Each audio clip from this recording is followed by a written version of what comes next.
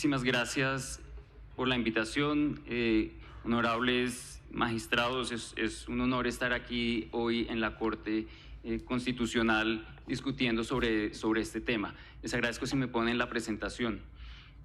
A nosotros se nos ha pedido ampliar un poco la discusión en cuanto a las políticas de la alimentación. Las áreas de protección para la agricultura tienen el horizonte de garantizar el derecho humano a la alimentación, y en ese contexto voy a ampliar un poco el contexto. Ya mis antecesores hablaron de la garantía del derecho a la alimentación como un derecho, y hablaron también de que está en la Constitución, en el artículo 65 recientemente modificado. Por eso yo quiero empezar acá, honorables magistrados. Hay un profundo debilitamiento de las políticas alimentarias en el país en el transcurso de los últimos 10 años. Y esto es absolutamente importante tenerlo en cuenta en su deliberación alrededor de las áreas de protección para la producción agropecuaria. Esto lo vemos principalmente en el contexto de la falta de evidencia y en la falta de planes de acción concretos que orienten el país hacia la dirección de la garantía del derecho humano a la alimentación. El COMPES 113 del 2008 definió y organizó el sector de la alimentación en Colombia, particularmente ofreció la política de seguridad alimentaria para el país, ofreció la definición de seguridad alimentaria, que no solamente se trata de la disponibilidad y la producción de alimentos, habla también del acceso a los mismos, de la cantidad y de los componentes nutricionales de la alimentación, algo que es muy importante para tener en cuenta en esta discusión.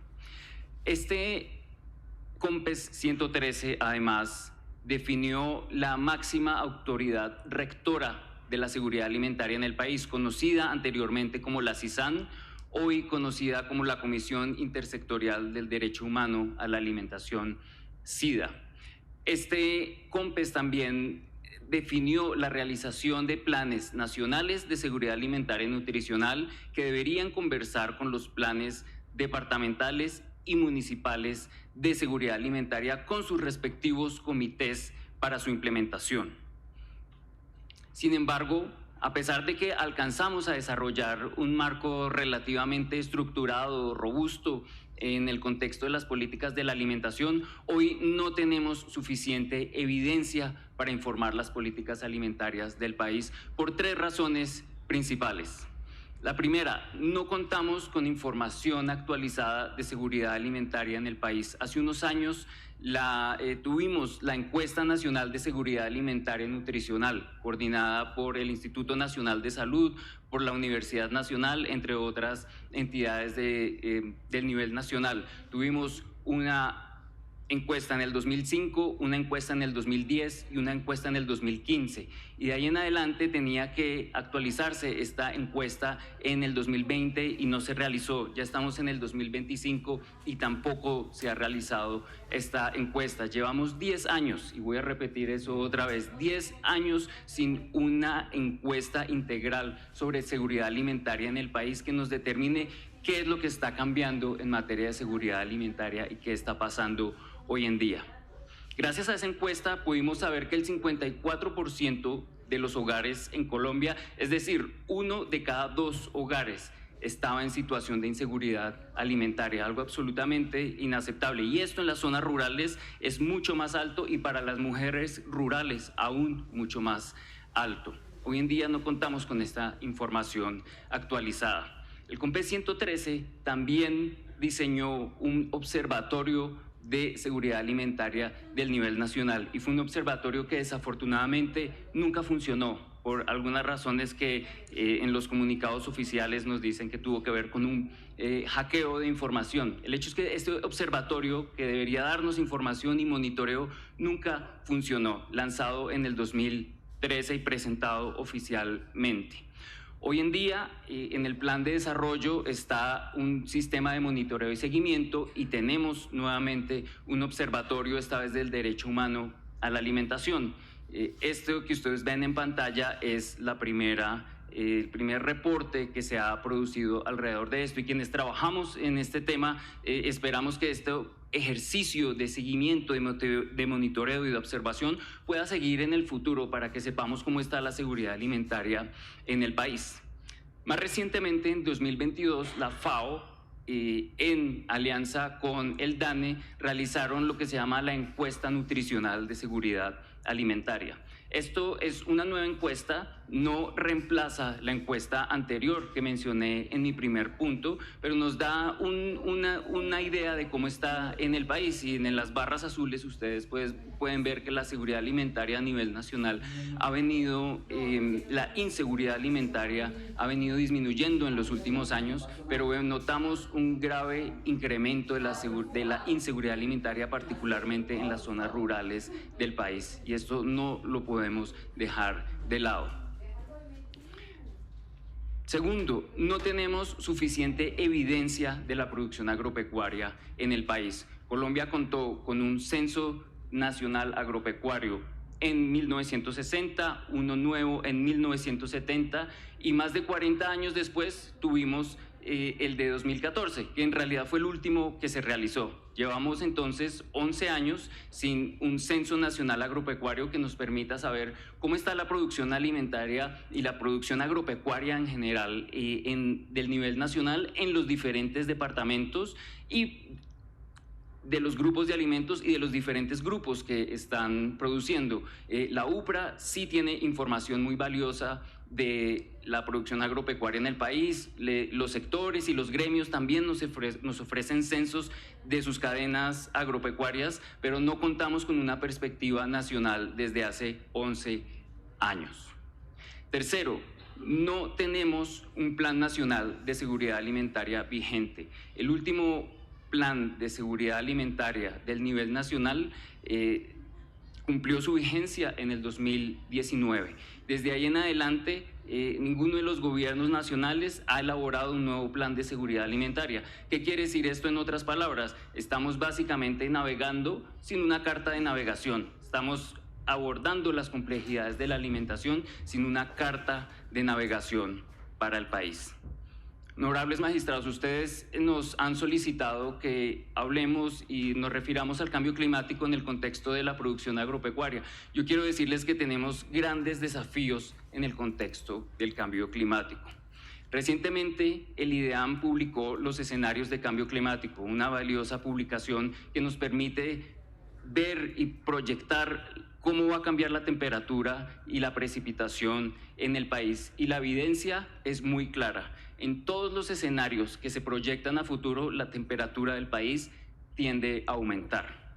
Y esto lo podemos ver mucho más claro en estos mapas, que son dos escenarios, ni el más pesimista ni el más optimista de los escenarios, son dos escenarios promedio, y nos muestran en las zonas más rojas y más marrones que en algunas regiones del país la temperatura puede incrementar entre 3 y 5 grados centígrados.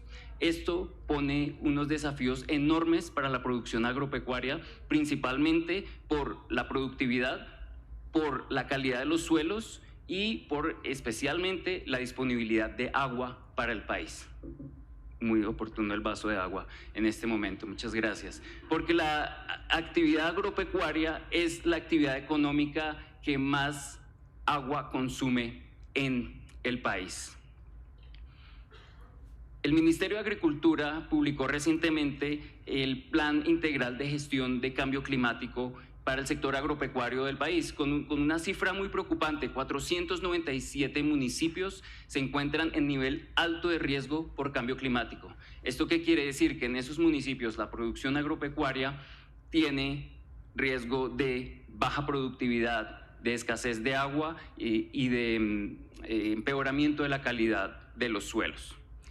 Y si ustedes me lo permiten, yo quisiera ampliar un poco la problemática alrededor de la alimentación, porque aquí nos hemos enfocado bastante en la sesión de la mañana en lo que es la disponibilidad y la productividad del sector agropecuario, pero no podemos olvidar este informe que publicó el DNP hace unos años, que nos mostró que Colombia desperdicia 9 millones de toneladas anualmente. Esto equivale a 1/3 de todos los alimentos que se producen en el país. 1/3 de todos los alimentos que se producen en el país se pierden o se desperdician en diferentes partes de la producción, del transporte y de la comercialización. Entonces, el problema no es solamente la disponibilidad de alimentos, sino es también cómo estamos gestionando todos esos alimentos hasta que llegan a la mesa. En ese contexto, honorables magistrados, yo quiero decirles que tenemos un desafío muy grande y es no solamente enfocarnos en disponibilidad, en productividad. Hoy en día sabemos que uno de los grandes retos para garantizar el derecho a la alimentación y la seguridad alimentaria es que haya acceso físico a los alimentos. No solamente se trata de ausencia o de baja productividad. Por eso yo quiero traer unos insumos para la discusión que me parecen muy importantes y que creo que pueden informar sus deliberaciones. El primero, cada vez que hablamos del campo, tenemos que remitirnos siempre a la misión rural, coordinada por José Antonio Campo. Los 3 tomos de la misión rural, el capítulo 6 se enfocó específicamente en el ordenamiento territorial del país y allí salió que en un municipio por medio del país, como lo decían uno de los profesores esta mañana, recaen 26 leyes, 22 decretos, 34 instrumentos y 19 instancias de coordinación.